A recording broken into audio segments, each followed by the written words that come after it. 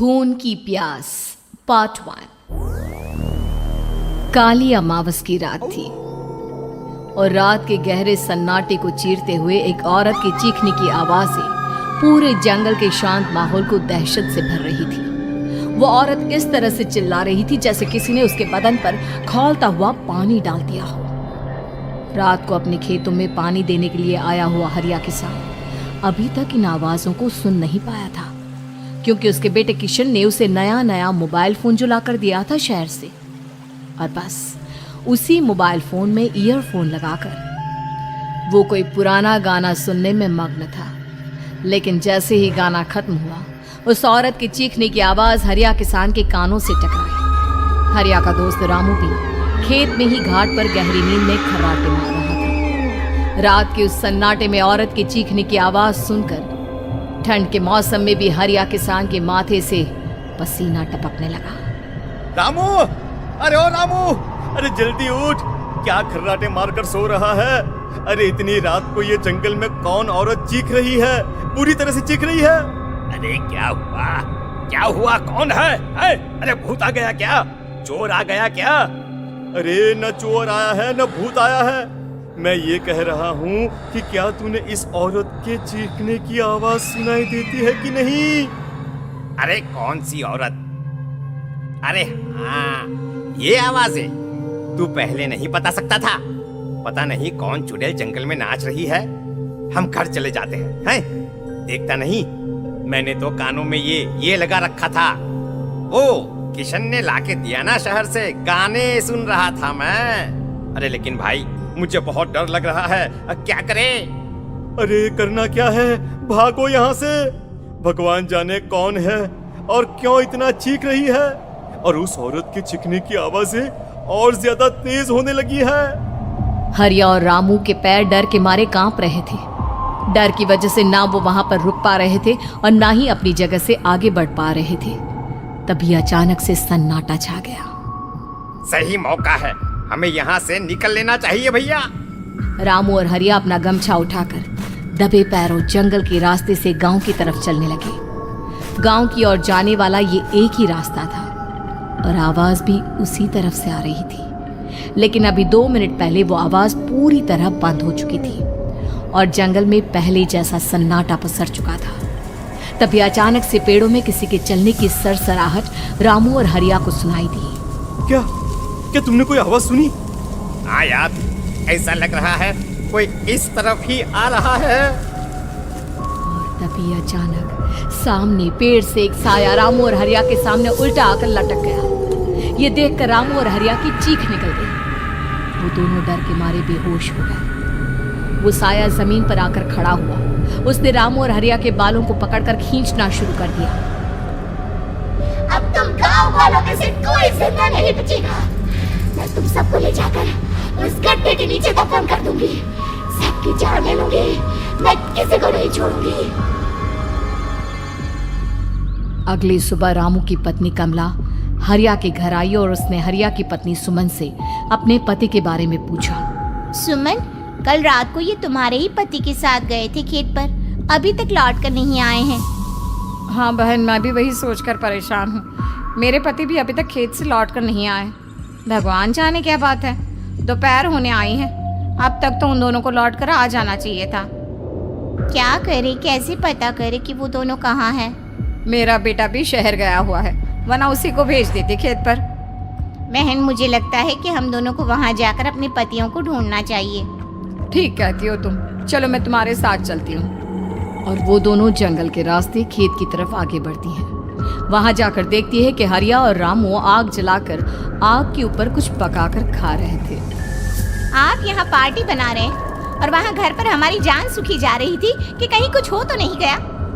मुझे कुछ नहीं हो सकता, मैं कभी नहीं मर सकता, समझे तो? अरे तबीयत तो ठीक है, ये किस तरह की आवाज में बात कर रहे हैं आप? कुछ हुआ है क्या? कुछ नहीं हुआ, बस जोरों की भूख लग रही थी, इसलिए खाना बनाकर खा रहे थे। अच्छा, इतनी बदबू आ रही है, ऐसा क्या बनाकर खा रहे हैं आप? जरा हमें भी तो बताइए। अरे भाभी, क्यों परेशान हो रही हैं? मांस पकाकर खा रहे हैं। एक जंगली जानवर कल रात को खेत में आ गया था। हम दोनों ने उसे मार दिया और बस उसी का मांस पक रहा है। आप भी खाइए ना, बहुत बहुत ही स्वादिष्ट है। दिमाग खराब हो गया है क्या आप दोनों का? आप दोनों मांस कब से खाने लगे, और वो भी जंगली जानवर का? चलिए अभी कभी घर चलिए। चलेंगे चलेंगे, लेकिन पहले ये मांस तो खत्म कर ले। कुछ देर बाद रामू और हरिया कमला और सुमन के पीछे पीछे गांव की तरफ चल देते हैं। रामू और हरिया की आंखें पहले जैसी नहीं रही थी, उनमें कुछ बदल गया था। रामू अपनी पत्नी कमला के साथ घर चला जाता है और हरिया अपने घर आ जाता है। देखिए, आपने जो कुछ भी किया मैं उसके लिए आपको माफ़ कर देती हूँ, लेकिन आज के बाद ये रामू के साथ जाकर मांस पकाकर खाया ना, तो इस घर में घुसने नहीं दूंगी आपको। अरे दिमाग मत खराब करो, मैं वहां खाट पर लेटकर गाने सुन रहा हूँ, मुझे परेशान मत करना आप। इतना तमाशा खड़ा कर दिया, दोपहर तक घर लौटकर नहीं आए और अब गाने सुनने। लेकिन हरिया घर के बाहर आंगन में जाकर चुपचाप लेट गया और गाने सुनने लगा। गाने सुनते सुनते हरिया को नींद आ गई। सुमन ने उसके कान से ईयर प्लग हटाया और अपने आप से कहा, जरा मैं भी तो सुनकर देखूं, ऐसे कौन से गाने सुनते हैं। उधर मोबाइल में एक अजीब सा गाना बजने लगा।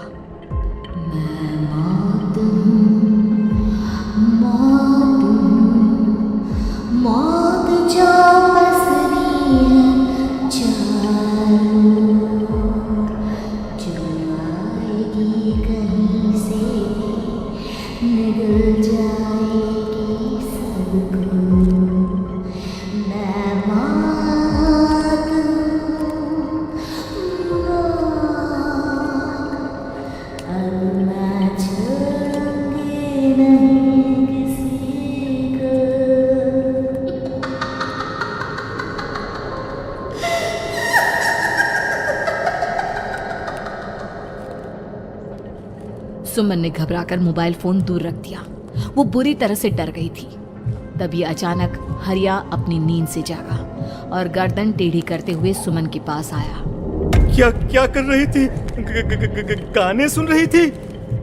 वो ये कैसा गाना सुन रहे थे तुम मोबाइल के अंदर?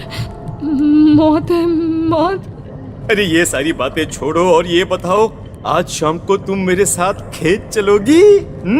लेकिन क्यों? और तुम इस तरह से क्यों बात कर रहे हो? अपनी गर्दन सीधी रखकर बात करो ना। वो मेरी गर्दन में सोते सोते थोड़ा दर्द हो गया है। मेरे साथ आज खेत चलो ना। तुम्हारे साथ पूरी रात रहना चाहता हूँ। कैसी बात कर रहे हैं दिन दहाड़े? जरा भी शर्म नहीं आती क्या?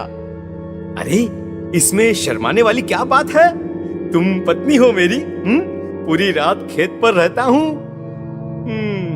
मुझे भी तो तुम्हारे पास आने का हक है कि नहीं? अच्छा ठीक है, चलती हूँ आपके साथ खेत पर, लेकिन फिर उस रामू को मत बुलाना। अरे कैसी बातें कर रही हो? अगर तुम मेरे पास होगी तो मैं किसी को नहीं बुलाऊंगा, सिर्फ तुम और मैं और रात का सन्नाटा। शाम के वक्त हरिया सुमन को अपने साथ खेत पर ले जाता है। आसमान में चांद पूरी तरह से चमक रहा था।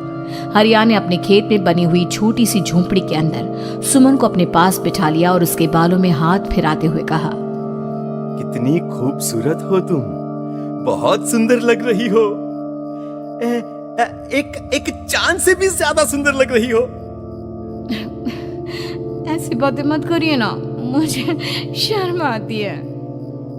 अपनी आंखें खोलकर जरा मेरी तरफ तो देखो। अरे देखो तो सही। सुमन ने शर्माते हुए जैसे ही अपनी आंखें खोली, उसके होश उड़ गए। हरिया के बड़े बड़े दांत निकल आए थे और वो पूरी तरह से एक जानवर की तरह नजर आ रहा था। कौन हो तुम? तुम मेरे पति नहीं हो। कौन हो तुम? मुझे जाने दो। लेकिन हरिया ने सुमन के हाथ को कसकर पकड़ लिया। उसके नुकीले नाखूनों की वजह से सुमन के हाथ से खून बहने लगा था। बहुत दर्द हो रहा है, मुझे जाने दो।